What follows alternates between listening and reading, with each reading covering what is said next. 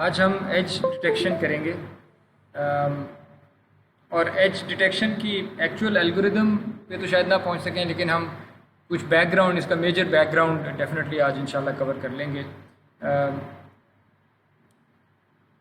जिसको आप डेरिवेटिव कहते हैं, डेरिवेटिव असल में रेट ऑफ चेंज होता है। इमेज के अंदर जिसको आप डेरिवेटिव कहते हैं वो हैं rate of change of colour. जो इमेजेस के इंटरेस्टिंग फीचर्स होते हैं इमेजेस में भी और वैसे भी रियल वर्ल्ड में भी, उनमें चीज़ें जल्दी से चेंज हो रही होती हैं। जो चीज़ चेंज नहीं हो रही होती वो इंटरेस्टिंग नहीं होती आपके लिए। जब एकदम चेंज आता है तब इंटरेस्टिंग हो जाती है। यही इमेजेस में भी ऐसे ही है कि इमेजेस के इंटरेस्टिंग पॉइंट जहाँ हमारा दिमाग ऑटोमेटिकली फोकस करता है जिन चीज़ों पे, वो चीज़ें हैं जहाँ पे कलर का रेट ऑफ चेंज हाई है, यानी डेरिवेटिव हाई है। तो इमेजेस में जहाँ भी डेरिवेटिव्स हाई होंगे वहाँ पे हमारा दिमाग ऑटोमेटिकली फोकस करता है। देयरफॉर हम डेरिवेटिव्स को यूज़ करेंगे टू डिटेक्ट मीनिंगफुल फीचर्स। और ये फीचर्स एजेस होंगे जो कि हम आज के लेक्चर में और मे भी अगले लेक्चर में करें। ये फीचर्स कॉर्नर्स होंगे और ये फीचर्स लाइंस होंगे।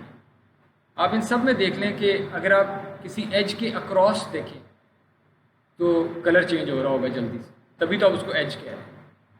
कॉर्नर के इर्द गिर्द देखें कलर चेंज हो रहा होगा।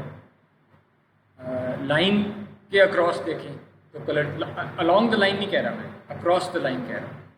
Cross the line colour change हो रहा होगा। ये लो लेवल फीचर्स इन्हें कहते हैं, 2 dimensional low level features, edges, corners, lines. तो इस तरह के फीचर्स जो हैं, इनको अगर आपने डिटेक्ट करना है तो जो की आइडिया है वो ये है कि आप डेरिवेटिव चेक करें। जहाँ भी डेरिवेटिव ज़्यादा होगा वहाँ पे या एज होगी या कॉर्नर होगा या लाइन। सही।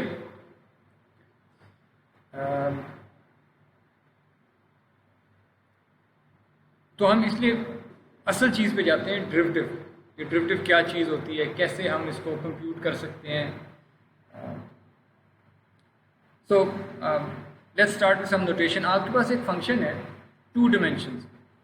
That function is F of X comma Y, जिसको आप पार्शियल डेरिवेटिव कहते हैं एक्स डायरेक्शन में। उसको आप लिखते हैं एफ सब एक्स या कर्ली सब एक्स ऑफ एफ, या आप partial F by partial x. तो ये कई तरीक़ों से आप इस तरह लिख लेते हैं, तो आपको ये इस तरह नोटेशन नज़र आएगी। यू शुड अंडरस्टैंड कि ये तीनों टर्म्स एक ही बात कह रही है। ये कह रही है कि उस फंक्शन का रेट ऑफ चेंज एक्स वाली डायरेक्शन। हायर ऑर्डर डेरिवेटिव, ये तो हमने फर्स्ट डेरिवेटिव निकाला था। सेकंड ऑर्डर डेरिवेटिव जो है वो सीक्वेंस में निकाला जा सकता है।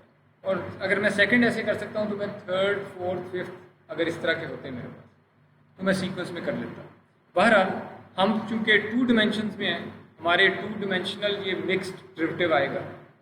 जो मिक्स्ड डेरिवेटिव है 2 डिमेंशंस का, curly square F by curly X curly Y, इसको आप सीक्वेंस में कर सकते हैं। यानी आपको हमेशा 1 डिमेंशनल डेरिवेटिव निकालने की ज़रूरत है। आपने 2 डिमेंशनल डेरिवेटिव निकालने की एक्चुअल ज़रूरत नहीं है आपको। आप curly F by curly Y पहले कर लें एक डायरेक्शन में, जो रिजल्ट आता है उसका डेरिवेटिव एक्स डायरेक्शन में ले लें।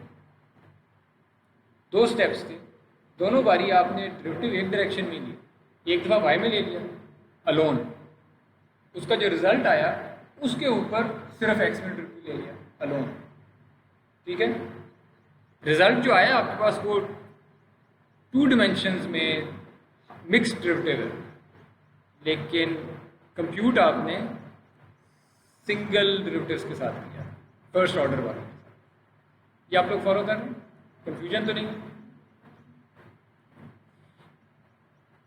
ओके। और हमने ये भी देख लिया कि ये आपने पहले कैलकुलस में देखा होगा कि आप पहले किसी एक डायरेक्शन में डेरिवेटिव ले लें, बाद में दूसरी में ले लें, या फ्लिप कर दें ऑर्डर, मिक्स डेरिवेटिव सेम आएगा। ये अगर मैं पहले curly f curly x apply करता, बाद में curly F by curly y करता, तो सेम आंसर आना था। So f x y is equal to f sub y x, तो पार्शियल डेरिवेटिव सेम आएगा। ओके। जिसको अब हम एक एक नया ऑपरेटर डिफाइन करने लगे जिस पे हम कह रहे हैं कि और उस वो नेबला एफ, उसका सिंबल नेबला है, नेबला ऑफ एफ, जिसको हम कहेंगे ये ग्रेडियंट वेक्टर प्रोड्यूस करता है। यानी जब भी ये एफ के ऊपर अप्लाई होगा, नेबला ऑपरेटर जब एफ के ऊपर अप्लाई होगा तो ये एफ का फर्स्ट डेरिवेटिव भी कंप्यूट कर लेगा, सॉरी एक्स डायरेक्शन का डेरिवेटिव भी कंप्यूट कर लेगा, वाई डायरेक्शन का डेरिवेटिव। अगर एफ 10 डिमेंशनल फंक्शन होता तो यहाँ पे 10 डेरिवेटिव्स आ जाते हर डिमेंशन का डेरिवेटिव, क्योंकि एफ हमारा 2 डिमेंशनल फंक्शन है एक्स और वाई में। देयरफॉर ये ग्रेडियंट ऑपरेटर जो है ये हर डिमेंशन में पार्शियल डेरिवेटिव्स का एक वेक्टर बनाता है। ठीक है, यहाँ पे मैंने ट्रांसपोज इसलिए लगाया हुआ है, मैं आपसे कह सकूँ कि ये असल में वेक्टर है, एफ एक्स ऊपर पड़ा है, एफ सब वाई उसके नीचे पड़ा है। सही। तो जब भी ये नेबला ऑपरेटर आप लगाते हैं ये ग्रेडियंट वेक्टर देता है। ग्रेडियंट वेक्टर पार्शियल डेरिवेटिव्स से भरा हुआ है। क्लियर। और इम्पोर्टेंट चीज़, क्योंकि ये वेक्टर है, वेक्टर में क्या 2 चीज़ें होती हैं, direction and magnitude. Gradient vector जो होता है जिस तरह से आपने बनाया है पार्शियल डेरिवेटिव्स, इसकी जो डायरेक्शन है ये हमेशा उस डायरेक्शन में पॉइंट कर रहा होता है जहाँ पे जिस डायरेक्शन में रेट ऑफ चेंज सबसे ज़्यादा होता है। ठीक है, अगर आप किसी भी पॉइंट पे खड़े हैं, फंक्शन में किसी भी पॉइंट पे खड़े हैं आप, और आपसे पूछा जाए कि ये फंक्शन कौन सी डायरेक्शन में सबसे तेज़ी से चेंज हो रहा होगा, वो डायरेक्शन होगी उस पॉइंट पे जो ग्रेडियंट वेक्टर जहाँ भी पॉइंट कर रहा है, उस डायरेक्शन में अगर आप जाएं तो फंक्शन सबसे तेज़ी से चेंज होता है। ठीक।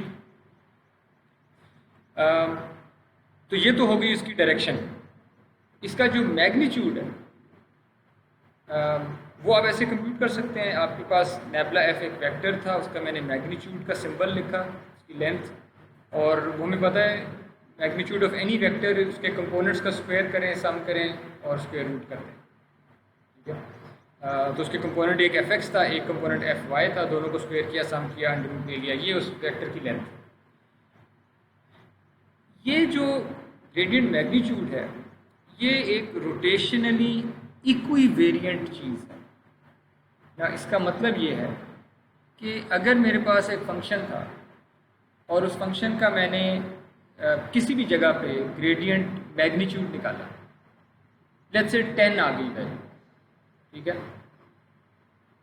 और जो रिजल्ट आता है ग्रेडियंट मैग्नीट्यूड की जो इमेज आती है जिस पे 10 आ गया था किसी एक पिक्सल में, उस इमेज को मैं रोटेट कर देता हूँ, तो अब वो 10 कहीं और चला गया होगा। इमेज को मैंने रोटेट कर दिया, ग्रेडियंट मैग्नीट्यूड वाली इमेज को रोटेट कर दिया, तो वो 10 कहीं और चला गया, रोटेट हो गया।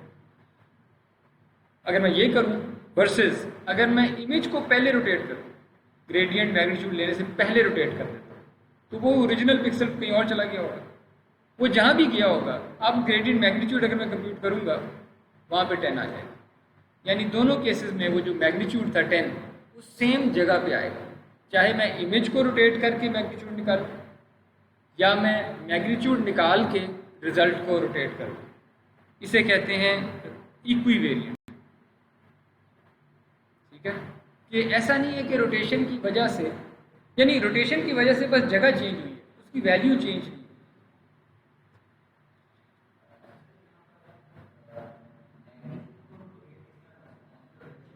हाँ, ओके ओके।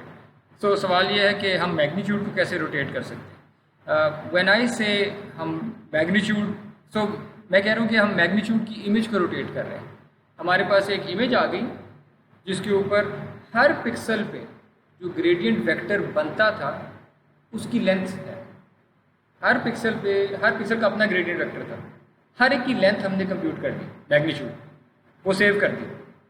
तो मेरे पास एक और इमेज नहीं आ जाएगी जिसके अंदर मैग्नीट्यूड्स पड़े होंगे। I still have a 2 dimensional image, यानी मैं हर पिक्सल पे ये कर रहा हूँ, उस इमेज को रोटेट करता हूँ। हम अभी आगे जाके कुछ एग्जांपल्स देखेंगे इस तरह की इमेजेस। ओके,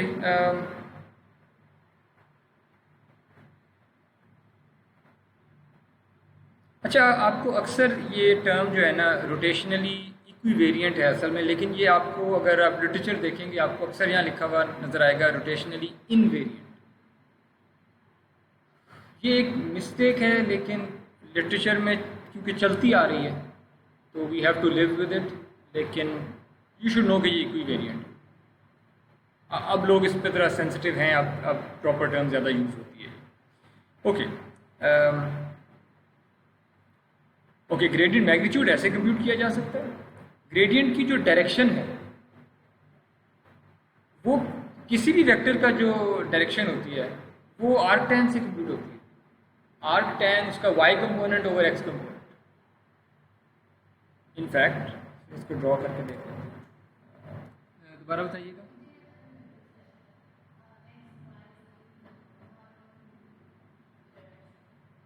जी मैं वो देख रहा हूँ। सो आपके पास एक वेक्टर है, लेट्स से ये वाला वेक्टर, इसका x कंपोनेंट ये है, लेट्स से उसकी वैल्यू x है। इसका y कंपोनेंट ये है, लेट्स से उसकी वैल्यू y है। हम एंगल इस तरह से डिफाइन करते हैं, x एक्सिस से काउंटर क्लॉकवाइज देखते हैं, उसे हम एंगल कहते हैं। तो दैट्स थीटा। तो पाइथागोरस थ्योरम के मुताबिक थीटा कैसे निकालेंगे? पाइथागोरस थ्योरम आप लोग लगाएं।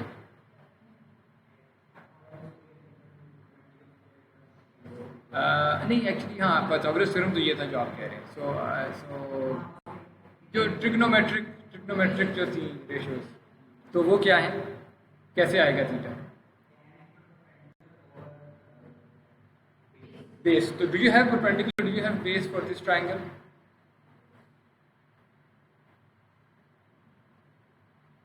tan थीटा इक्वल्स परपेंडिकुलर तो y है और बेस x है।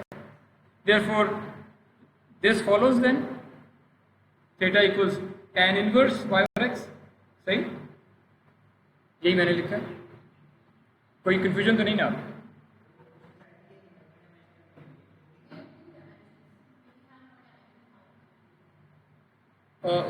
सो लेट्स से 3D है, तो 3D में आपका डिपेंड करता है कि कौन से प्लेन से आप एंगल मांग रहे हैं। 3D में एक थीटा नहीं रहेगा। 3D में इस प्लेन में आपने मूव करना है, उसका थीटा है। Z एक्सिस की तरफ मूव करना है, उसका अपना एक फाई होगा। तो थिंग्स चेंज, लेकिन इसेंशियल जो ज्योमेट्री है वो यही हो। वो वहाँ पे बस देखना पड़ेगा कि अब कौन से प्लेन में उसका 2D वर्जन क्या बनता है, उसमें परपेंडिकुलर क्या है, उसमें बेस क्या है, उसमें हाइपोटेनस क्या है। तो वो फॉर्मूले थोड़े से यानी मुश्किल नहीं होंगे क्योंकि आइडिया सारा यही है, लेकिन बस वो केयरफुली हैंडल करने पड़ेगा। ठीक है, maybe will go to these जब हम कैमरा पे पढ़ेंगे या 3D कंप्यूटर विजन जब पढ़ेंगे तो maybe will go to these higher dimension. लेकिन इमेजेस पे जब भी हम काम कर रहे हैं, इमेजेस को हम हमेशा 2 डिमेंशनल चीज़ें समझेंगे। अगर उसके चैनल ज़्यादा भी हैं, चैनल्स अगर एक इमेज की ज़्यादा भी हैं, हम उसको 3D नहीं कहेंगे, हम कहेंगे कि हम 2 डिमेंशनल ग्रिड पे हैं। हर ग्रिड पे, ग्रिड के किसी भी एक जगह पे जो चीज़ पड़ी है उसमें एक नंबर नहीं पड़ा, 3 नंबर पड़े। ठीक है, लेकिन हम ग्रिड हमारी 2 डिमेंशनल होगी। लोकेशन हम एक्स वाई से ही रिप्रेजेंट करेंगे इमेजेस में, चाहे वो मल्टी चैनल इमेजेस। सही, ओके। इस स्लाइड पे कोई सवाल, कोई कंफ्यूजन, या हम आगे चलें?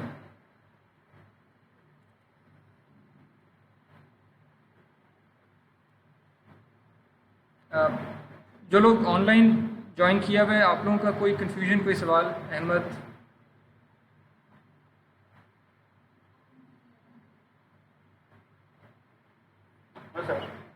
ओके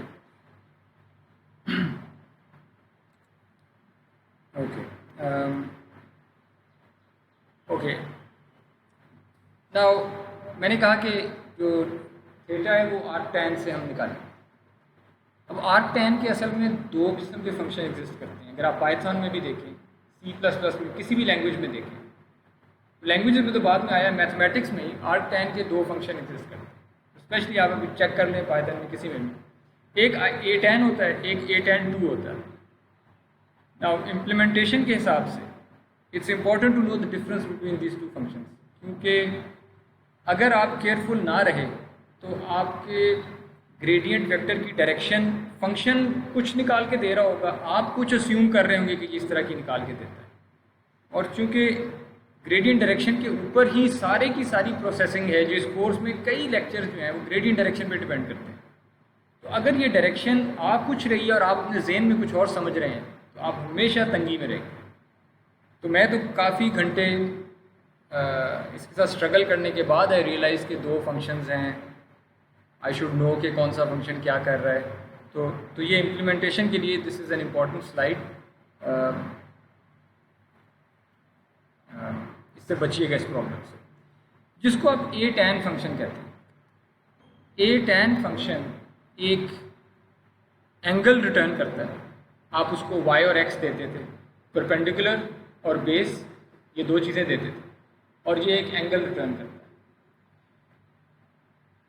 जो ये रिटर्न करता है एंगल, वो -90 डिग्री से +90 डिग्री का एंगल होता है। रेडियंस में बात करें तो -π/2 से π/2 तक उसकी रेंज है। और यहाँ पे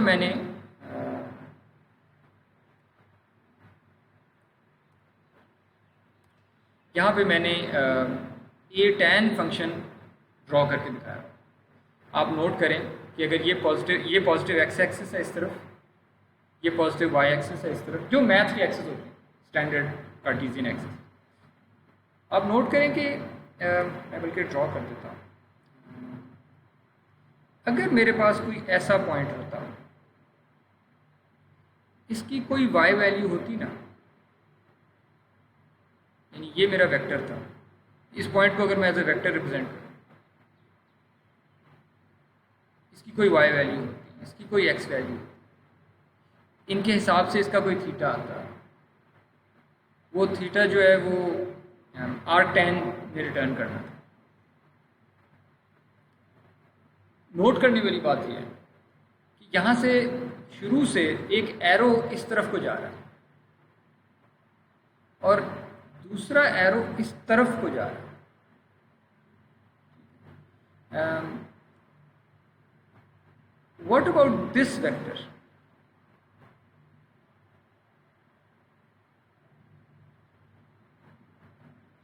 इसके लिए ए टैन क्या आंसर है? इसके लिए सेम आंसर देगा, क्योंकि इसका जो थीटा है वो एक्चुअली, अगर मैं चेंज कलर,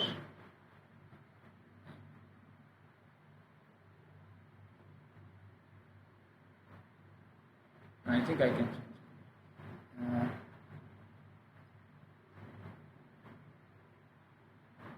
इसका थीटा तो ये नहीं बनता,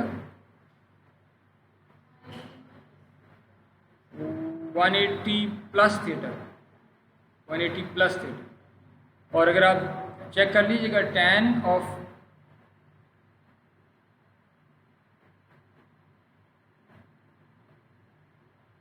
ये शायद टैन थीटा ही आता है, शायद टैन थीटा ही होता है। ये वेरीफाई कर लीजिएगा, मुझे खुद कंफर्म नहीं है, मैं कॉन्टेक्ट से बता रहा हूँ, ये बराबर आते होंगे, ठीक है। इन विच केस इस वाले थीटा को जो second quadrant, so this was first quadrant, this was second quadrant, this was third quadrant, this was fourth quadrant, ऐसे ही कहते थे ना इन चार को, फर्स्ट सेकंड थर्ड फोर्थ। तो ऐसे वेक्टर्स जो सेकंड क्वाड्रेंट में है या थर्ड क्वाड्रेंट में, उनके बारे में जो भी इसने कहना है ना, वो फर्स्ट और सेकंड वाली वैल्यूज ले आता है। इसलिए ये कहता है कि मुझे ये सेकंड और थर्ड क्वाड्रेंट में मत लेके जाओ, मैं बस, अगर आप वहाँ पे भी हैं, आपके लिए जो थीटा की टैन थीटा की वैल्यू आनी थी वो मैं फर्स्ट क्वाड्रेंट से ले आऊँगा, अगर आप सेकंड क्वाड्रेंट में, आपके लिए मैं फोर्थ क्वाड्रेंट से ले आऊँगा सब। तो ये इसी रेंज में ज़िंदा रहता है, ठीक। अब अगर आप सोच रहे थे कि यार मेरा तो एंगल 0 से 360 डिग्री होता है, सर्कल में अगर मैं जाऊँ तो 0 से 2 पाई रेडियंस में 0 से 2 पाई तक होता है, और आप यही सोच के अपना प्रोग्राम लिख रहे हैं, जबकि आर्क टेन से जो आपको आंसर आ रहे हैं वो -90 से 90 आ रहे हैं। ना सिर्फ एक तो 0 से 2 पाई आप कह रहे थे कि कोई नेगेटिव नहीं होगा, इसमें तो नेगेटिव आएंगे -90, राइट, और 2 पाई तक भी नहीं आएंगे। So you should be clear. मैं आपसे नहीं कह रहा कि आप A10 यूज़ करें या A10 2 यूज़ करें, मैं बस ये कह रहा हूँ जो भी यूज़ कर रहे हैं you should be absolutely clear कि वो क्या रिटर्न कर रहा है, उसका क्या मतलब है, ठीक है। सो टू समराइज, A10 फंक्शन अगर तो आप फर्स्ट क्वाड्रेंट में, अगर आप फर्स्ट क्वाड्रेंट में या आप थर्ड क्वाड्रेंट में, विच मीन्स दोनों बातों का असल मतलब क्या है, अगर y और x का साइन सेम, अगर x और y का साइन सेम, फर्स्ट क्वाड्रेंट में x और y दोनों पॉजिटिव, थर्ड क्वाड्रेंट में x और y दोनों नेगेटिव। तो अगर x और y का साइन सेम है तो फिर ये पॉजिटिव एंगल देगा, इसलिए 0 से π/2 ये पॉजिटिव एंगल देगा। और अगर आप सेकंड या फोर्थ क्वाड्रेंट में, विच मीन्स के इसके साइंस दोनों के फ़र्क हैं, एक पॉजिटिव है दूसरा नेगेटिव, तो फिर ये थीटा की वैल्यू नेगेटिव साइड में देगी, ठीक है। तो व्हेनेवर यू यूज़ A10 ये फिगर अपने ज़हन में रखिए। You can go back to this slide and refresh your knowledge. अब देख लेते हैं A10 2 फंक्शन। ये इसलिए भी ज़रूरी है, कई दफ़ा कोड यूज़ कर रहे होंगे किसी और उसने A10 2 यूज़ किया है, तो अब आपको मजबूरी, आपको समझना पड़ गया ना कि A10 2 क्या करता है, या उसने A10 यूज़ किया है, तो यू शुड नो कि उसकी कोड फिर किस तरह चल रही है। इसलिए ये फ़र्क मालूम करना बहुत ज़रूरी है। आप ये नहीं कह सकते कि मैं अपनी सारी ज़िंदगी A10 2 पे चलूँगा, कोई बाकियों की कोड कैसे समझे, बाकियों का काम कैसे समझे, ये कन्वेंशन अभी सेट नहीं हुई थी, कुछ लोग A10 2 पे चलते हैं, कुछ A10 पे चलते हैं, you should know both of them. A10 2 क्या करता है? A10 2 सिर्फ ये करता है कि आप पहले फर्स्ट और फोर्थ क्वाड्रेंट में ज़िंदा थे और आप बाकी दो क्वाड्रेंट्स वाली वैल्यूज़ इधर ही मैप कर देते थे। थर्ड वाले की, सॉरी सेकंड वाले की जो वेक्टर था उसको आप फोर्थ पे मैप कर देते थे। अगर थर्ड क्वाड्रेंट में कोई वेक्टर था तो आप फर्स्ट पे मैप कर देते थे, इस केस में A10 के केस में। अब आप बस वो मैपिंग नहीं कर रहे, अब आप कह रहे हैं कि अगर आप फर्स्ट क्वाड्रेंट में तो मैं आंसर दे दूंगा, अगर आप सेकंड क्वाड्रेंट में मैं आगे 90 से आगे आंसर, यानी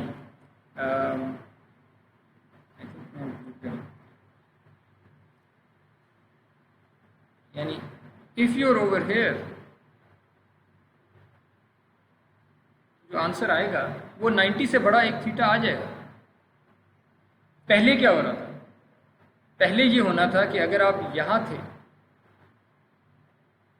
तो आपको ये वाला आंसर मिलना था, सही? फॉलो कर रहे हैं आप? जो ऑनलाइन है आप लोग फॉलो कर रहे हैं? अहमद कोई? ओके, मुझे इंटरप्ट कर दीजिएगा अगर कोई कंफ्यूजन हो।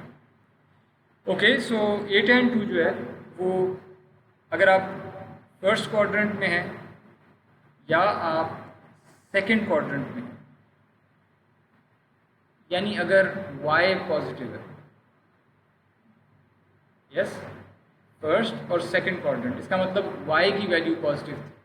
x भले पॉजिटिव हो चाहे नेगेटिव हो, अगर y पॉजिटिव था तो ये पॉजिटिव एंगल देगा 0 से 90 डिग्री, 0 से 180, यानी 0 से पाई। लेकिन अगर y नेगेटिव है तो फिर आप या फोर्थ क्वाड्रेंट में होंगे या आप थर्ड क्वाड्रेंट में होंगे, इररिस्पेक्टिव ऑफ कि x पॉजिटिव है या नेगेटिव। तो अगर y नेगेटिव है तो फिर आप इन दो क्वाड्रेंट्स में होंगे, थर्ड फोर्थ में।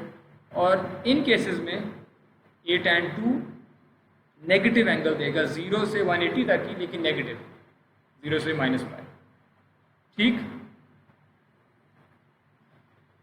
ये हो गया। अब अगर आपके ज़हन में सर्कल के 0 से 360 डिग्री होते हैं तो 0 से 2 पाई होना चाहिए अगर आपके जेन में ऐसे है।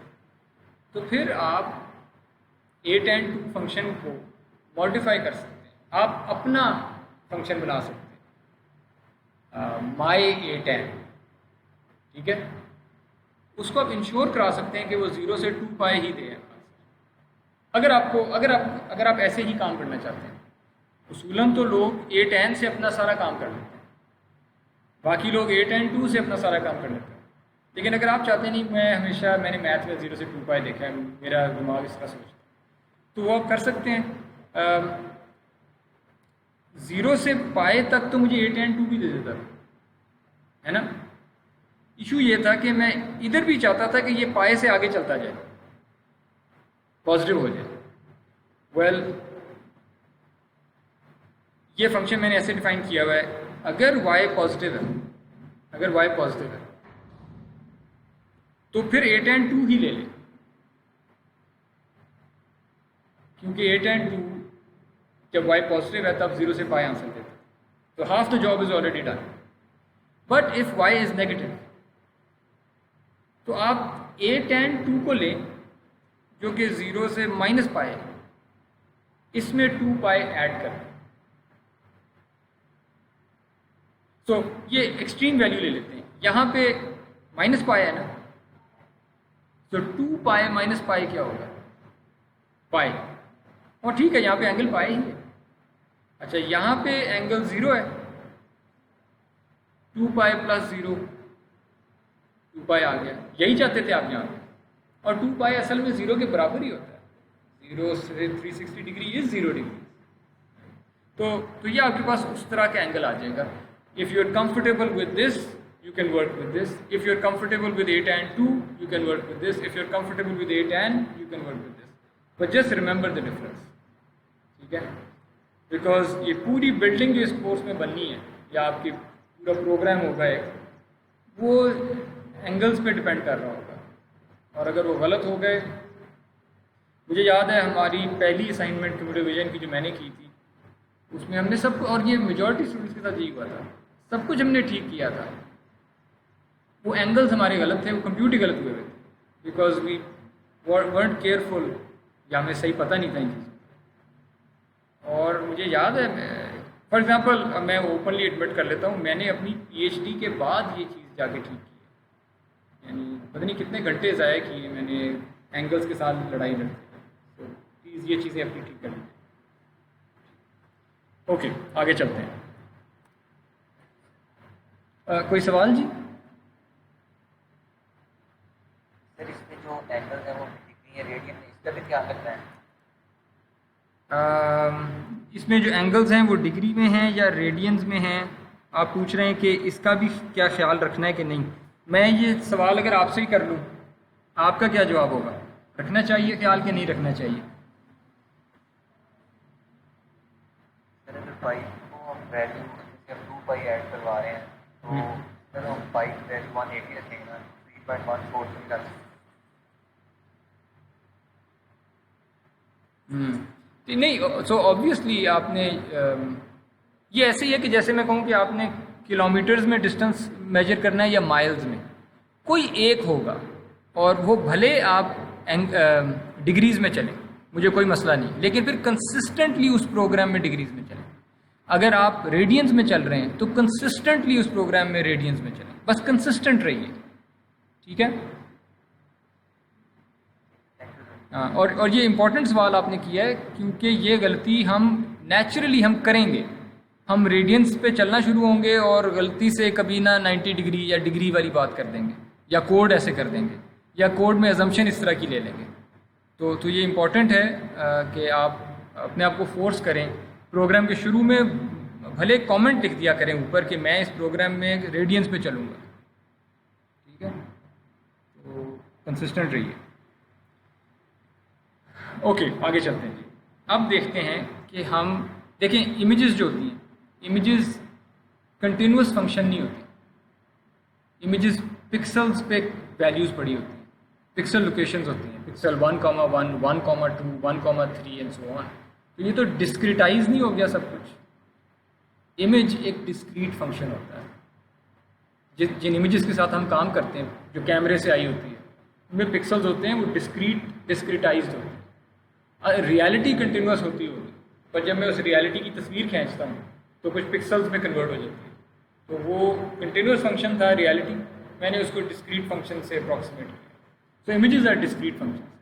इमेजेस में जब हम डेरिवेटिव्स की बात करेंगे तो डेरिवेटिव डिस्क्रीट डेरिवेटिव होगा, कंटिन्यूस डेरिवेटिव नहीं होगा। तो अब देखते हैं कि डिस्क्रीट डेरिवेटिव कैसे कंप्यूट किया जा सकता है।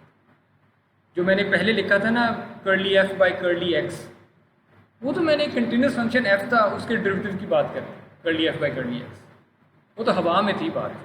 अब असल जो आपके पास हाथ में जो चीज़ है वो इमेज है, वो डिस्क्रीट है, उसका डेरिवेटिव चाहिए, ये डिस्क्रीट डेरिवेटिव हो उसकी, यानी न्यूमेरिकल अप्रॉक्सीमेशन कैसे की जा सकती है अब हम ये देखते हैं। ठीक है, आप लोगों ने टेलर सीरीज़ हमने पढ़ी थी बैकग्राउंड मैथ वाले लेक्चर, टेलर सीरीज एक्सपेंशन। वो ये कहती थी कि आप किसी भी फंक्शन, आपके पास एक फंक्शन है एफ, वो फंक्शन की वैल्यू आपको एक्स पे पता है और एक्स पे ही उस फंक्शन का फर्स्ट डेरिवेटिव भी पता है, उसी एक्स पे आपको फंक्शन का सेकंड डेरिवेटिव भी पता है, एंड सो ऑन।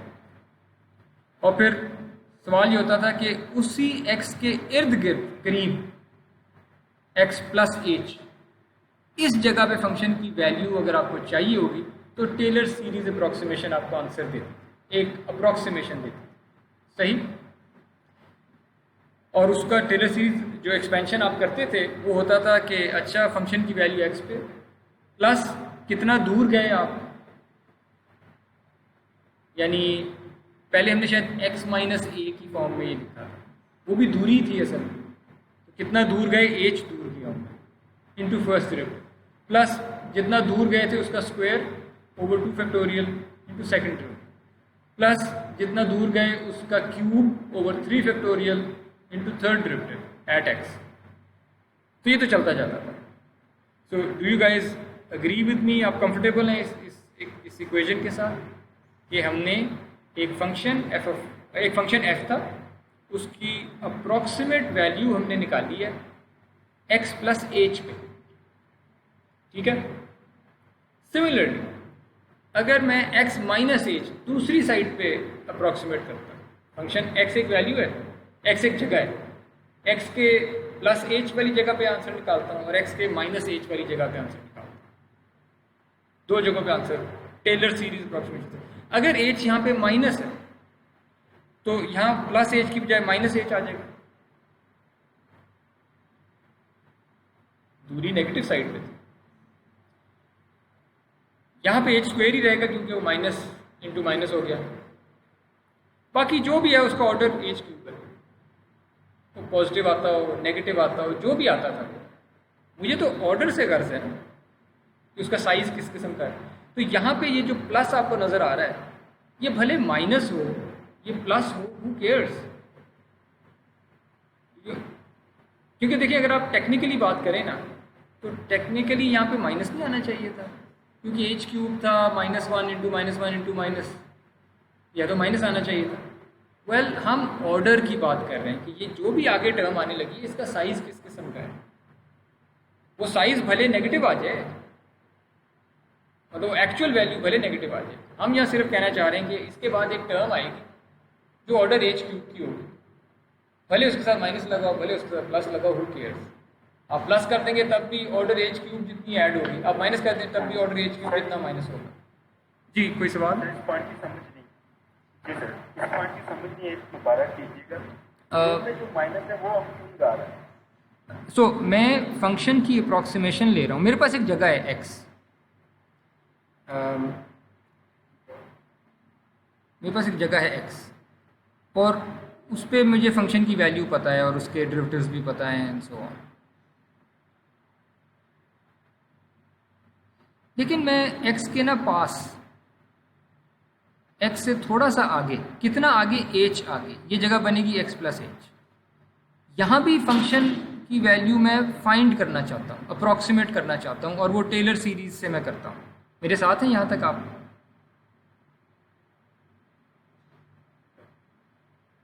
थोड़ा ऊंची बोलिएगा जी। ओके, और मैं x के पास x माइनस एच इस जगह पे भी फंक्शन को अप्रॉक्सीमेट करना चाहता हूँ, और इसका आंसर भी मुझे टेलर सीरीज अप्रॉक्सीमेशन से आएगा। और ये दोनों वो टेलर सीरीज अप्रॉक्सीमेशन मैंने लिखी हुई है यहाँ पे, ये x प्लस एच की है, ये x माइनस एच की है। जब आप माइनस एच यहाँ पे यूज़ करते हैं तो फर्स्ट ऑर्डर में जहाँ प्लस एच था यहाँ माइनस एच हो जाएगा, तो माइनस आ गया। इधर माइनस एच आएगा लेकिन स्क्वायर हो जाएगा, तो यहाँ प्लस ही रहेगा। थर्ड ऑर्डर में भी माइनस वाली टर्म आनी चाहिए, लेकिन चूंकि मैं साइज़ की बात कर रहा हूँ, आई डोंट केयर कि वो पॉजिटिव है नेगेटिव, मैं कह रहा हूँ कि जो भी ये टर्म होगी उसका मैग्नीट्यूड इस किस्म के साइज़ का होगा। तो देखो I just say plus order H की, ठीक है, या अभी कुछ कन्फ्यूजन है?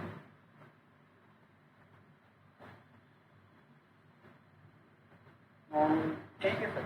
ये तो ज़बरदस्ती ठीक है कह रहे हैं आप। पूछ लें अगर कन्फ्यूजन है। सर मैग्नीट्यूड वाली जगह पे भी कन्फ्यूजन होगी, ये सेकंड वाले में समझ आ गई कि जो माइनस माइनस का स्केयर जब लेंगे जो प्लस हो जाता, ठीक है। अगर इधर हमारी थर्ड टर्म होती तो उधर माइनस आना था, यस, और फोर्थ होती तो प्लस आ जाना था। तो ये अब ये प्लस क्यों आ रहा है? ठीक है, थर्ड टर्म। ठीक है। जो आपने कहा वो मैं यहाँ पे लिख रहा हूँ, मैं सही लिख रहा हूँ, है ना? ओके। अगर मैं इन दोनों का सम कर लूँ तो वो सम जो है वो h⁴ के ऑर्डर का आएगा या h⁻³ के ऑर्डर का आएगा। वो सम अगर h छोटी वैल्यू थी तो h³ जो है वो और छोटा है, h⁴ तो बहुत और ही छोटा हो गया। ठीक है, यानी मैं ये कह सकता हूँ कि वो जो भी टर्म आने लगी है वो ऑर्डर h³ की आएगी। अच्छा, मैं अब ये नहीं कह रहा कि वो टर्म पॉजिटिव होगी या नेगेटिव होगी, इस बारे में मैंने कुछ भी नहीं कहा। ठीक है, इसलिए मैंने यहाँ पे सिर्फ ये कह दिया कि जो भी टर्म होगी उसका ऑर्डर ये होगा। यहाँ पे जब मैं प्लस कहता हूँ तो मैं बस ये कह रहा हूँ कि एडिटिव टर्म है, कि इन चीज़ों ने अभी आना है। वो ऑर्डर h³ जो टर्म आ रही है अगर वो नेगेटिव आ जाती है तो ठीक है, वो नेगेटिव आ जाए, प्लस माइनस आ जाएगा उसका एक। मैं तो सिर्फ ये कह रहा हूँ कि अभी आपने कोई ऐसी टर्म्स ऐड करनी है जिनका साइज h³ के साइज से बड़ा नहीं होगा, चाहे वो नेगेटिव टर्म्स आ रही हो चाहे वो पॉजिटिव आ रही हो। कुछ क्लियर हुआ हल्का सा? जी sir. Okay next okay, great. अब ऐसा करें, आपके पास दो इक्वेशंस हैं, एक को मैंने इक्वेशन 1 कह दिया, एक को मैंने इक्वेशन 2 कह दिया। ठीक है, f(x) प्लस h वाली इक्वेशन 1 है, f(x) माइनस h इक्वेशन 2। मेरे लिए इक्वेशन 2 में से 1 माइनस कर सकते। अगर इक्वेशन 2 में से 1 को माइनस करें तो मैं राइट हैंड साइड को पहले देखता हूँ। राइट हैंड साइड पे f(x) ये कैंसिल हो जाएंगी, पहली टर्म मैं कर रहा हूँ, और मैंने 1 को माइनस किया तो नहीं, वेट गलत कह रहा हूँ मैं। हमने 1 में से 2 ओके, सो ये टर्म क्या बन जाएगी? 2h prime, 2h prime, great. और ये टर्म कैंसिल हो जाएगी, और जो भी है पॉजिटिव नेगेटिव जो भी है सम कितना आ सकता है? सम भी ऑपरेशन आएगा 100 और 200, तो आप सकता है मतलब 100 2 क्या लेफ्ट से क्या होगा? f(x) plus. अब यहाँ देखेंगे माइनस f(x) ये साइड राइट क्या था आपके पास? राइट 2h f और कुछ नहीं, प्लस और f2 है वो इधर ले प्लस 2 पहले और ये 2 टर्म, लेकिन यहाँ से क्या तो वो जो भी ऑर्डर की टर्म थी साइड ठीक है। अच्छा, फिर यहाँ पे थोड़ा सा साइंस, ये टर्म तो ऑर्डर h³ की टर्म तो साइड नहीं पड़ी थी, ऑर्डर h³ रखा था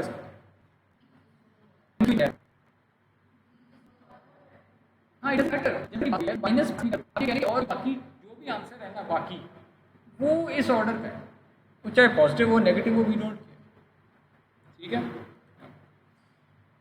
तो यानी अगर आप एक्चुअली इक्वेशन 2 को इक्वेशन 1 से माइनस करेंगे और आप वो सारे मैथ्स के रूल सही तरह फॉलो करेंगे, यहाँ पे आपके पास माइनस आए, वो मैं जब आप खुद करेंगे तो आप कहेंगे ये माइनस था, ये एरर नहीं है, और नहीं आप दें माइनस, माइनस भी ठीक है, because you not concern. Similarly मैं इक्वेशन 1 और 2 को ही लेता हूँ और अब ऐड कर देता हूँ। पहले मैंने अब मैं ऐड करता हूँ दोनों को। जब मैं ऐड करूंगा तो ये टर्म कैंसिल नहीं हो जाएगी, फर्स्ट डेरिवेटिव वाली टर्म कैंसिल होगी। पहले कौन सी कैंसिल हुई थी? इसी तरह सेकंड कैंसिल हुई थी, फर्स्ट वाली रह गई, तो मेरे पास फर्स्ट आ गया। अब मैं ऐड तो फर्स्ट डेरिवेटिव कैंसिल हो जाता है, सेकंड डेरिवेटिव टर्म रह जाएगी मेरे पास, और उसकी वजह से सेकंड डेरिवेटिव को मैं रीअरेंज करूंगा तो सेकंड डेरिवेटिव का आंसर निकल आएगा। तो this I will leave for you. ये तो बहुत आसान है, बिल्कुल वही काम दोबारा हो रहा है। ठीक है, एग्जैक्टली वही काम यहाँ पे दोबारा हो रहा है, तो you can work on this. पर आपके पास अब हुआ क्या है, आपके पास फर्स्ट डेरिवेटिव एक अप्रॉक्सीमेशन आ गई। फर्स्ट डेरिवेटिव की अप्रॉक्सीमेशन ये है, आप x प्लस एच पे जाके देखें फंक्शन की क्या वैल्यू है, एच पे यानी x के इर्द गिर्द देखें फंक्शन की क्या वैल्यू। अगर आपको x पे डेरिवेटिव चाहिए, अगर आपको x पे डेरिवेटिव चाहिए, आप x के इर्द गिर्द देखें कि फंक्शन की क्या वैल्यूज, एक x प्लस एच पे, फिर x माइनस एच पे, और उसको डिवाइड कर दें 2h। ठीक है, अगर आप यहीं पे बात ख़त्म कर देते हैं तो ये जो फर्स्ट डेरिवेटिव की अप्रॉक्सीमेशन आई होगी उसमें जो आपका एरर होगा, जो आपने नहीं कंप्यूट किया, वो एरर ऑर्डर एच स्क्वायर का होगा। कि जो आगे आंसर आना था उसका जितना भी मैग्नीट्यूड होना था वो ऑर्डर एच स्क्वायर का होना था। लेकिन अगर मैं यहाँ पे रोक दूँ, इसी को मैं कहूँगा ये फर्स्ट डेरिवेटिव आ गया है, आगे मैंने टर्म्स नहीं यूज़ करनी, तो आपने फर्स्ट डेरिवेटिव को न्यूमेरिकली अप्रॉक्सीमेट किया है, और आपकी अप्रॉक्सीमेशन का जो एरर है, जो आपने पूरा आगे नहीं लेके गए टेलर अप्रॉक्सीमेशन, वो ऑर्डर एच स्क्वायर का है। ठीक, आप ये भी नोट करें कि मैंने असल में आपको कोई ख़ास नई बात नहीं बताई। आप एक फंक्शन का डेरिवेटिव उसके स्लोप को कहते थे m, y equals mx plus c, line में m स्लोप होता था, वही डेरिवेटिव होता था। m कैसे निकालते थे, है ना? हमारे केस में y2 क्या है, F of x plus H. हमारे केस में y1 क्या है, F of x minus H.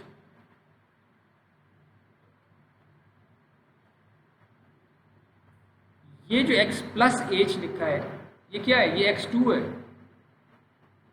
ये जो x प्लस एच लिखा है ये x2 नहीं है वैल्यू, जिस वैल्यू पे आपने y निकाला है।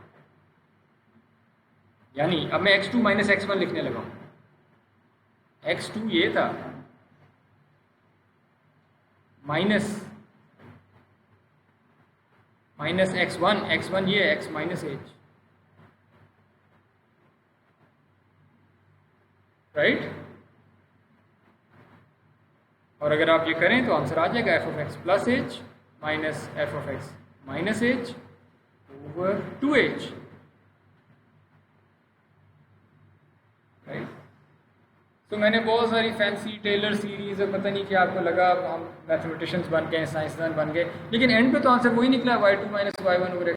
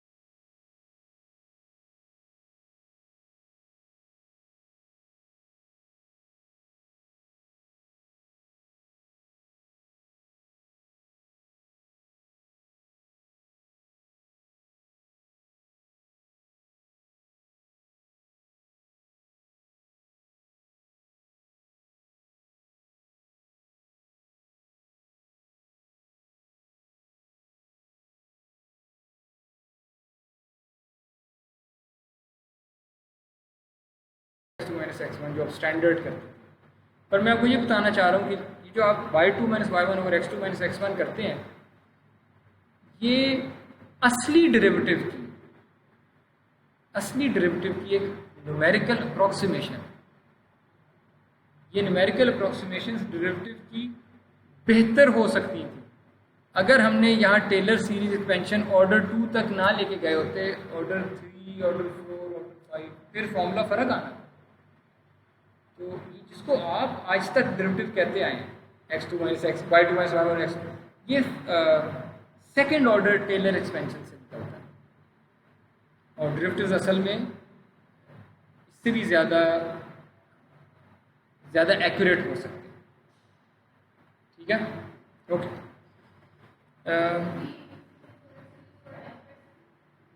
जितना टेलर सीरीज में जितना हायर ऑर्डर आप जाएंगे उतना एक्यूरेट आप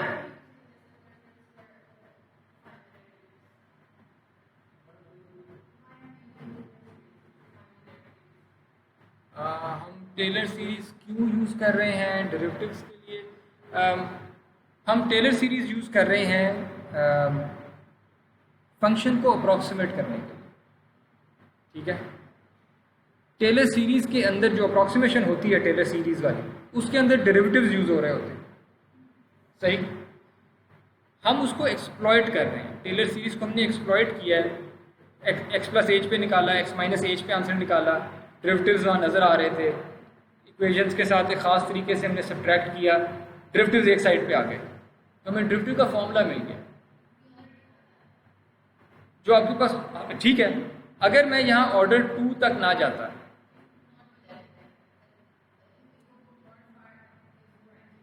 जी ज़्यादा एक्यूरेट होता और वो ये फॉर्मूला ना आता, ये जो आप हमेशा यूज़ करते आए y2 minus y1 over x2 minus, ये ना आता। अगर मैं ऑर्डर 1 पे रुक जाता, अगर मैं यहाँ पे रोक देता टेलर सीरीज अप्रॉक्सीमेशन, तब भी शायद कोई आंसर आ जाते मेरे पास। ये भी अगर मैं यहाँ पे रोक देता हूँ आंसर, तब भी कोई आंसर आएंगे। अगर मैं 5th ऑर्डर तक ले जाता हूँ, तब भी कोई आंसर आएंगे, वो शायद ज़्यादा एक्यूरेट होंगे। बहरहाल ये जो अभी आप आंसर, फर्स्ट डेरिवेटिव का आंसर तो ये आ गया जो आपने देखा है, y2 minus y1 over x2 minus x1। Second derivative का आंसर जो है वो भी देख लें कैसे आ रहा है। वो आ रहा है x प्लस एच पे फंक्शन की value, f of x minus H पे फंक्शन की वैल्यू, जो कि दोनों प्लस हो रही हैं बाय द वे, और फंक्शन की अपनी वैल्यू वो -2 हो रही है। ठीक है, और यहाँ पे h स्क्वायर आ रहा है। ठीक है, ये भी आप actually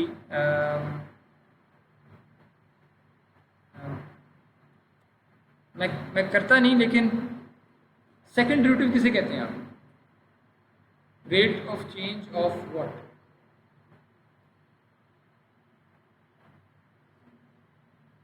rate of change of first derivative. Second derivative is rate of change of first derivative. अगर आप फर्स्ट डेरिवेटिव को ऐसे अप्रॉक्सीमेट कर चुके हैं, तो अब आप किसी एक जगह पे फर्स्ट डेरिवेटिव लें, पिछली जगह पे फर्स्ट डेरिवेटिव लें, इन दोनों पे y2 minus y1 over x2 minus x1 लगा दें। इसमें y2 क्या है? First derivative at that point. y1 क्या है? First derivative at that point. वो y2 और y1 दोनों इस किस्म की एक्सप्रेशन होंगी। y2 एक पूरी ऐसी एक्सप्रेशन होगी ओवर 2h के साथ, y1 इसी तरह की एक्सप्रेशन होगी ओवर 2h के साथ, पर वो पीछे वाली जगह पे।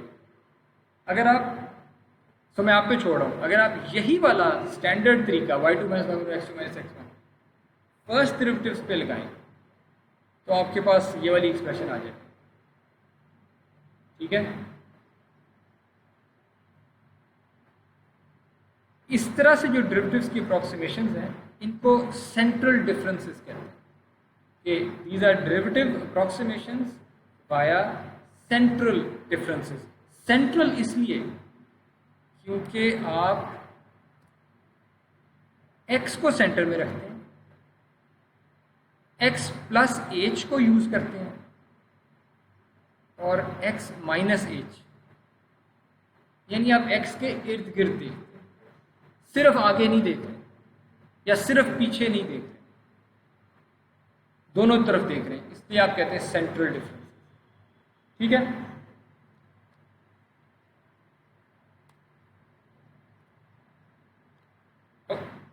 Take home quiz number 2। This is easier than the last slide. ठीक है, आपने अब ये करना है कि आपने x प्लस एच की, हमने तो पिछली स्लाइड पे second order Taylor series approximation ली, आपने उससे आसान करना है, आपने फर्स्ट ऑर्डर लिया। ठीक है, तो आपकी पिछली स्लाइड की रिवीजन हो जाएगी।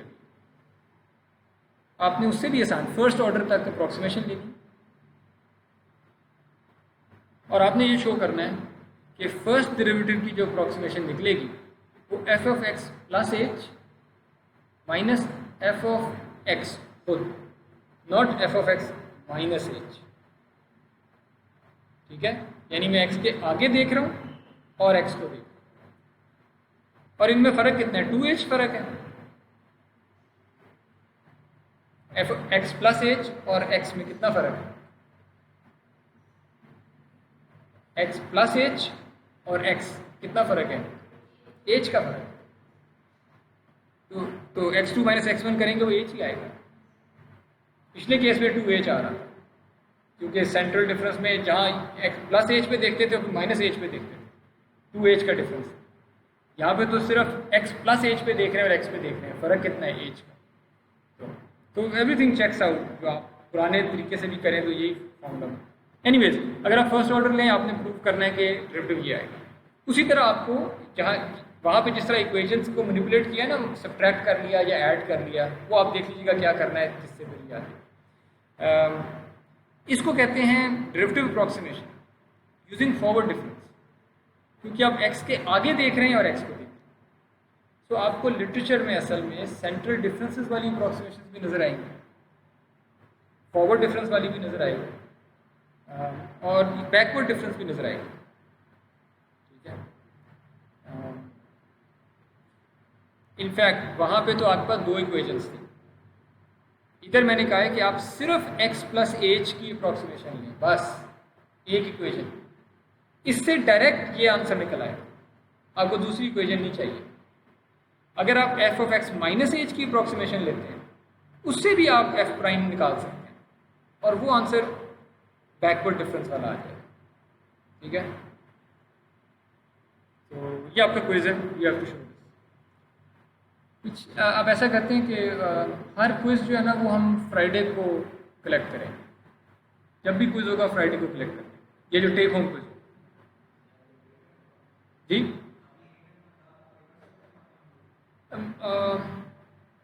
वैसे फेस टू फेस है, फेवर भी कर सकते हैं, या यह है कि तस्वीर खींच के अगर आप गूगल क्लासरूम पे हम एक वो डाल देंगे क्विज का ना प्रॉपर, उसमें सबमिशन होगी, तो उस सबमिशन में आप वो तस्वीरें अपलोड कर सकते हैं, वरना मेरे ख्याल में ये बेहतर होता है तस्वीरें अपलोड। और हम फ्राइडे को करेक्ट किया करेंगे, यानी फ्राइडे को वहाँ पे उसकी डेडलाइन होगी। आपका टेक होम क्विज 1 भी दिया हुआ है हमने, तो अभी ऐसा करते हैं फॉर दिस वीक दोनों टेक होम क्विज 1 और इन क्विज 2 फ्राइडे को ड्यू कर रहे हैं, और आगे से भी ऐसे ही होगा। और फ्राइडे को जी इंशाल्लाह। रूल तो एक रखना है ना, तो रूल फ्राइडे हम रख रहे हैं, मंडे का कर चलें इस पर बाद में बात करेंगे, फिलहाल फ्राइडे है। और सो क्विज चाहे मंडे को दिया जाए चाहे वेंसडे को दिया जाए, वो फ्राइडे को ड्यू है। ठीक है, क्योंकि ये टेक होम क्विजेज हैं, ये कोई वो नहीं है, फुल फ्लेज असाइनमेंट्स नहीं है, these are really really easy to do. 5 minute की चीज़ें होती हैं, या चलो हाफ आवर की होती है कुछ केसेस, पर ये बड़े आराम से किए जा सकते हैं। ओके, अब आपने पिछली स्लाइड भी देख ली, सेकेंड ऑर्डर अप्रॉक्सीमेशंस, फिर आपने ये वाला क्विज आप देखेंगे जिसमें आप फर्स्ट ऑर्डर टेलर सीरीज से अप्रॉक्सीमेशंस ला रहे हैं। तीनों अप्रॉक्सीमेशंस थी फर्स्ट डेरिवेटिव की, तीनों अप्रॉक्सीमेशन फर्स्ट डेरिवेटिव की। पिछली स्लाइड पे एक अप्रॉक्सीमेशन जो थी नीचे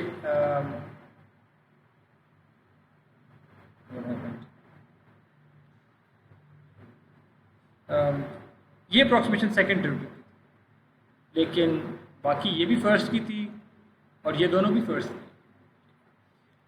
Derivative approximations using central differences are more accurate since they employ second order Taylor approximations. और यहाँ से ही पता लगता है ऑर्डर h बड़ा होगा या ऑर्डर h स्क्वायर बड़ा होगा. h स्क्वायर बड़ा होगा अगर h 1 से छोटा है ना. अगर h 1 से छोटा है तो फिर h स्क्वायर और छोटी टर्म है और h बड़ा.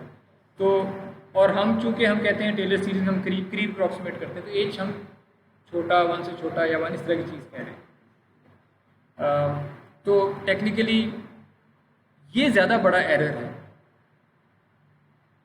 वर्सेस सेकेंड ऑर्डर वाली अप्रॉक्सीमेशन. ठीक है. इसलिए higher order approximations are better approximation of derivative.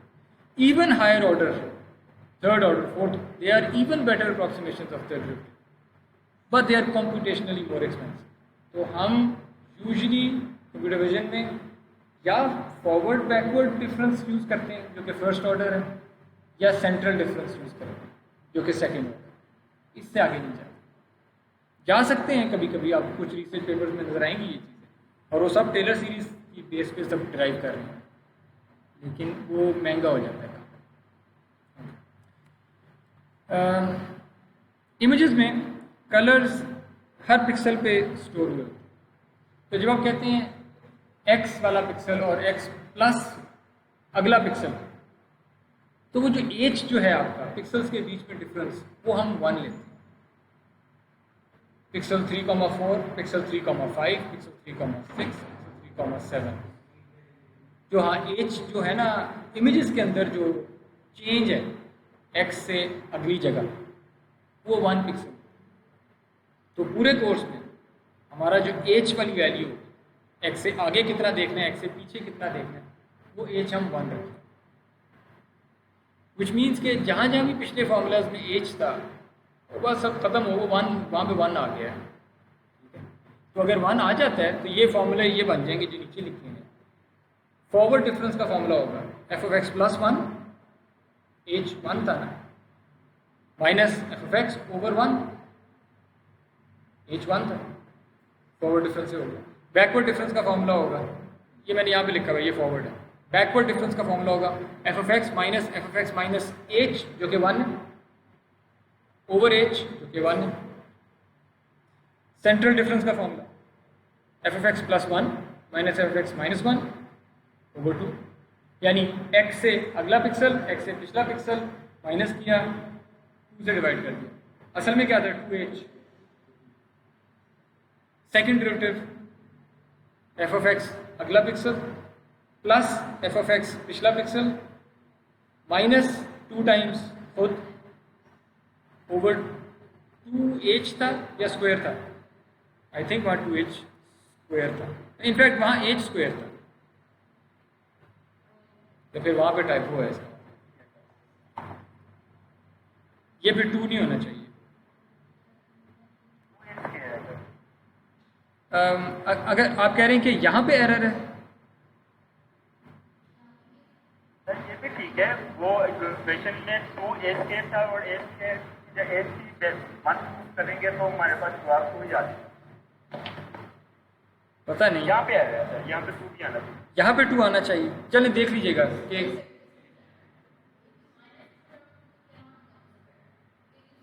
ये सही है. ये सही है ना. अच्छा चलिए ठीक है. Point is either one of these is correct incorrect. ठीक है. या यहाँ पे गलती है या ये 2h स्क्वायर होना चाहिए था या फिर यहाँ पे गलती है. One of them is correct and one of them is incorrect. वो आप चेक कर लीजिएगा. ठीक है. मैं भी स्लाइड्स को देखूंगा. मैं इसको करेक्ट करने की कोशिश करूँगा. अच्छा अगर हमने ये तो हो गया. अब मैं बिल्कुल डिस्क्रीट उस पर मैं अब कॉन्वोल्यूशन की तरफ आना चाह रहा हूँ कि देखें यहाँ अब आप किसी एक पिक्सल पे बैठे हैं और आप चाहते हैं कि मुझे उस पिक्सल पे डेरिवेटिव चाहिए और आप कहते हैं मुझे फॉरवर्ड डिफरेंस के तरीके से डेरिवेटिव चाहिए. तो मैं आपसे कहूँगा अच्छा उस पिक्सल से अगली वैल्यू बताओ और उस पिक्सल की वैल्यू बताओ. मैं माइनस करूँगा और आपको डेरिवेटिव दे दूँ. अगर मैं इस मास्क से कन्वॉल्व करूँ 1 और -1 वाला जो मास्क, यू गाइस एग्री कि ये एग्जैक्टली वही हरकत करेगा? कॉन्वोल्यूशन में क्या होता है, पहले मास्क को आप फ्लिप करते हैं तो 1 आगे आ जाएगा, -1 पीछे चला जाएगा। एंकर कौन सा है इसमें? Origin of the mask, blue में, बोल्ड में, वो ये -1 है। आपको याद है पिछली बार आपने कहा था जब आप कन्वॉल्व करते हैं तो मास्क का ओरिजिन की बात करते हैं, मास्क के एंकर की बात करते हैं कि जिसको आप x कह रहे हैं वहाँ पे क्या वैल्यू आएगी। ठीक है, तो जिस पिक्सल पे आप बैठे हैं उसके ऊपर ये ब्लू वाली वैल्यू आएगी। अगर आप x पे बैठे हैं तो ये -1 जो है ये उस x के साथ मल्टीप्लाई होगा, f ऑफ x के साथ। तो फिर और 1 जो है ये फ्लिप होने के बाद आगे चला गया होगा। क्या ये फॉर्म नहीं आ जाएगी आपके पास? 1 into F of x plus 1 अगले वाला, plus -1 into F of x,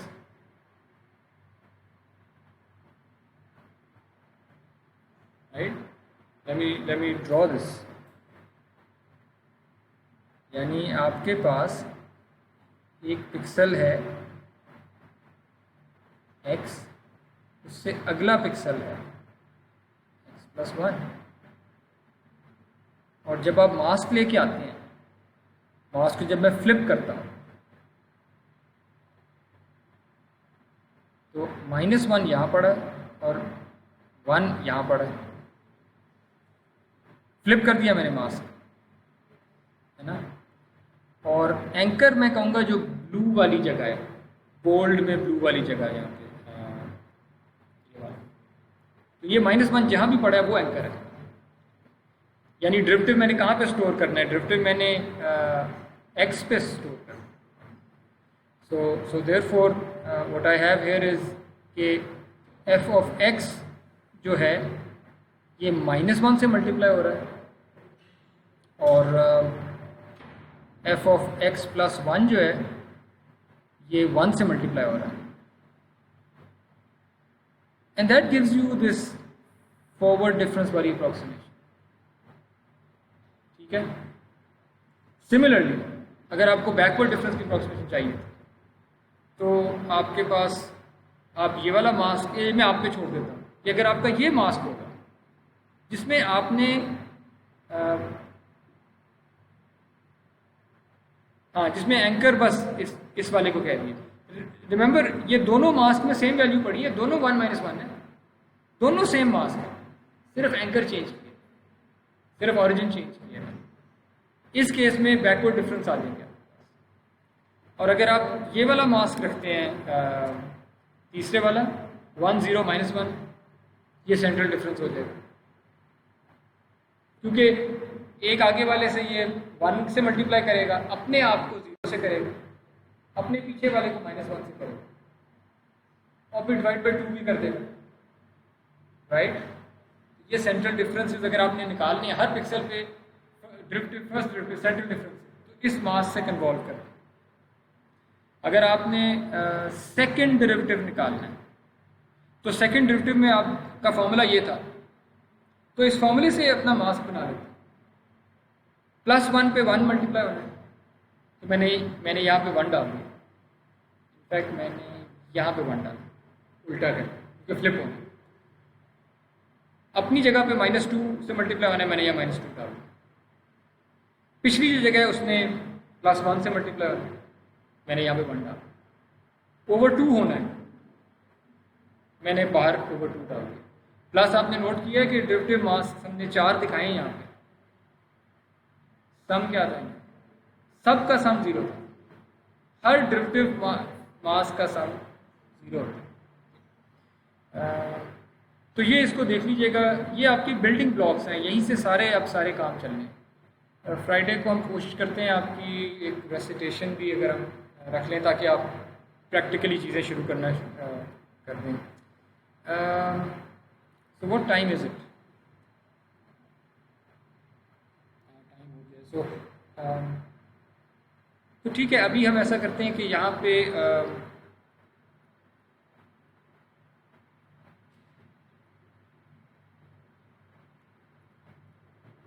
चले मैं ये और उस इमेज तक पहुँच जाता हूँ। ड्रिफ्टिव के जो, अगर आपने एक्स डायरेक्शन में डिफ्रेंशिएट करना है तो आप इस तरह का वर्टिकल सा मास्क रखेंगे, क्योंकि ये इमेज के ऊपर नीचे देख रहा होगा। इधर से किस किस्म के ड्रिफ्टिव्स निकलेंगे, एजेस अगर निकलनी हो किस किस्म की एजेस नज़र आएंगी इस तरह के मास्क के बाद? वर्टिकल एजेस डिटेक्ट होंगी या हॉरिजॉन्टल एजेस डिटेक्ट होंगी?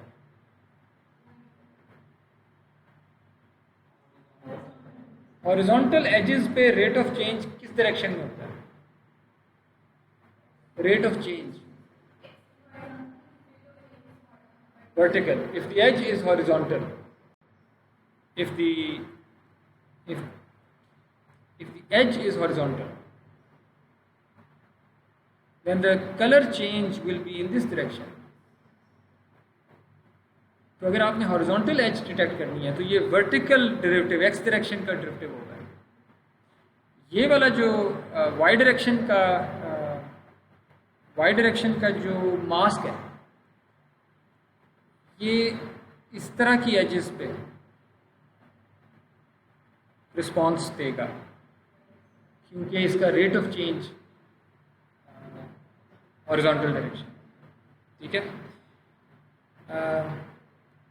अगेन क्रूशल बात यहाँ पे ये है कि 2 डिमेंशनल इमेजेस में भी जब आपने कन्वोल्यूशन करनी है ना, तो आपको वो 3x3 का मास्क अप्लाई करना ज़रूरी नहीं है। आप पहले एक्स डायरेक्शन का मास्क अप्लाई कर दें, उस रिजल्ट पे वाई डायरेक्शन का मास्क अप्लाई करें, तो पूरे ड्रिफ्टिव्स आ जाएंगे दोनों डायरेक्शन से। लेकिन आपकी कन्वोल्यूशन 3x1 के फिल्टर से या 1x3 के फिल्टर से, छोटे से मास्क से 1D जो कि ज़्यादा तेज़ है। हमने देखा था ना 2D कन्वोल्यूशन गॉसियन जब करते थे तो 2D करें तो महंगी होती थी, 1D में कर रहे हैं बारी बारी तो बहुत सस्ती हो जाती। यहाँ भी ऐसे, ये मैं आपको एग्जांपल, क्योंकि मैं आई प्रॉमिस कि मैं आपको कुछ एग्जांपल दिखा दूंगा। आपके पास ओरिजिनल इमेज है, आपने उसके डेरिवेटिव्स निकाले x direction. X direction is vertical direction, यानी मैंने rate of change vertical direction में देखा है। उसमें कौन सी एजेस नज़र आएंगी? हॉरिजॉन्टल, क्योंकि वो वर्टिकली उनमें rate of change, colour change vertical direction में नज़र आएगा। तो जब वर्टिकल ड्रिफ्टिव्स लिए तो हॉरिजॉन्टल एजेस नज़र आएंगे। जब मैंने हॉरिजॉन्टल डायरेक्शन में ड्रिफ्टिव्स लिए तो वर्टिकल एजेस नज़र आएंगे। ये मेरे ग्रेडियंट वेक्टर का पहला कंपोनेंट नहीं है हर पिक्सल पे एक्स डायरेक्शन, ये दूसरा कंपोनेंट है वाई, हर पिक्सल पे वाई डायरेक्शन में ड्रिफ्टिव। अगर मैं इन दो इमेजेस को करूं आई एक्स का स्क्वायर प्लस आई वाई का स्क्वायर, तो और फिर स्क्वायर रूट, तो ये मैग्नीट्यूड वाली इमेज आ जाएगी। ये वो इमेज है इफरान जो मैं कह रहा था कि हर जगह पे मैग्नीट्यूड आ गया है ग्रेडियंट वेक्टर से। ठीक है, आपने नोट किया यहीं पे हमें एजेस नज़र आ गई, इमेज का बाकी मटेरियल ख़त्म हो गया और जो एजेस जहाँ जहाँ पे थी इमेज वो बाहर निकल आई।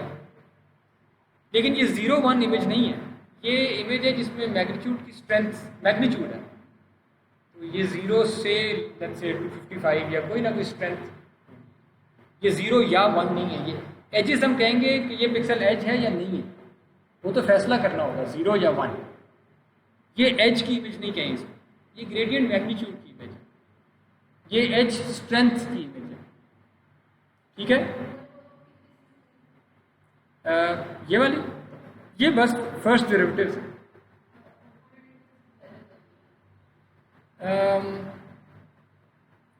अगर तो आपकी इमेज की वैल्यू 0 से 255 थे पिक्सल्स में, अगर 0 से लेकर 255 तक वैल्यूज पड़ी थी, तो ड्रिफ्टिव्स की वैल्यू -255 से 255 हो सकती है। Yes, you have to think about this कि ड्रिफ्टिव की वैल्यू फिर -255 से 255 होगी अगर आपकी इमेज की रेंज 0 से 255 थी। Think about it. ठीक है, अच्छा यहाँ पे मैंने इमेज में नॉइज़ ऐड किया, इमेज ली, उसके हर पिक्सल पे गया एक गाउसियन रैंडम वेरिएबल जिसका मीन 0 था और उसकी कुछ वेरिएंस थी 0.15 स्क्वायर। मैंने हर पिक्सल पे एक रैंडम वैल्यू जनरेट की, Gaussian random variable, 0 mean, variance 0.15 square. तो वो 0 के इर्द गिर्द कोई वैल्यू होगी, पॉजिटिव भी हो सकती है, नेगेटिव भी हो सकती है। वो जो भी रैंडम वैल्यू थी मैंने वो ऐड कर दी उस पिक्सल में, and I do this for every pixel, सही। So I have corrupted my image, I have added some random noise, and now see के इस करप्टेड इमेज में जब मैंने इस, लेट्स कॉल दिस जे के फर्स्ट डेरिवेटिव्स लिए एक्स डायरेक्शन में, जे के फर्स्ट डेरिवेटिव्स लिए वाई डायरेक्शन में, ग्रेडियंट मैग्नीट्यूड्स देखे। Now see how noisy the gradient magnitudes are as well. अगर मैंने आप लोगों से कहा होता एज ह्यूमन बीइंग्स कि इस नॉइजी इमेज में एजेस निकाल के दें, आपने निकाल देनी थी, आप सही वाली एजेस पे पहुंचते। चाहे मैं आपको नॉन नॉइजी सही वाली इमेज देता, चाहे नॉइजी इमेज देता, आपने एजेस निकाल देनी थी। लेकिन look at how our current algorithm degrades जब नॉइज आ जाता है। इसने पता नहीं क्या करना है, because noise is also a sudden change, और एज को भी तो हम चेंज कह रहे थे। सो आगे जाके अब हम देखेंगे इन द नेक्स्ट लेक्चर कि जब नॉइज आ जाता है तो तब आप सही ग्रेडियंट्स तक या सही एजेस तक कैसे पहुंच सकते हैं। और नेक्स्ट टाइम हम एक पूरा सोफिस्टिकेटेड मेथड भी देखेंगे इंशाल्लाह एजेस को डिटेक्ट करने का। पर आज का मकसद ये था कि हम डेरिवेटिव्स को समझ जाएं और टेलर सीरीज अप्रॉक्सीमेशन कैसे यूज़ हो रही है, उनकी how good the approximation is. तो आज बस ये बैकग्राउंड था, ठीक है। इंशाल्लाह फिर बाकी एक दिन पर